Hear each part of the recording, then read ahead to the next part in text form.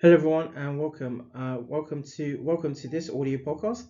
This audio podcast is part of the Ghromulin series. Excuse me. This audio podcast is as part of the Ghromulin series. This audio podcast as part of a Photon Saga, and this audio podcast is part of a Storm Lobostics production.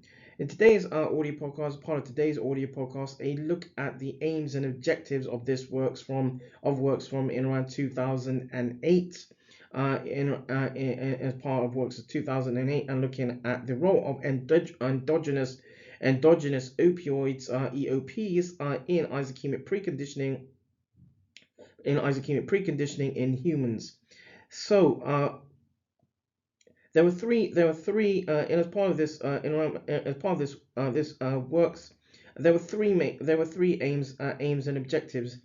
Number one, to establish or identify whether IPC affords protection against ischaemic-reperfusion injury in humans. Secondly, to determine the role of the opioid receptor pathway in IPC, and thirdly, to determine whether there is an increase in local activity of the endogenous opioid by the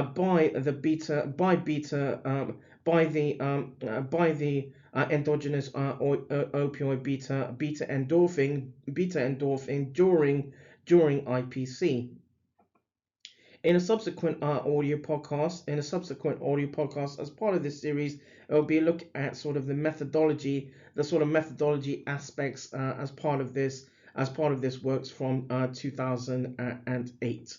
That draws this audio podcast to a close. This audio podcast as part of a Photon Saga. This audio podcast as part of the Ghromulin series, and this audio podcast as part of a Storm Lobostics production.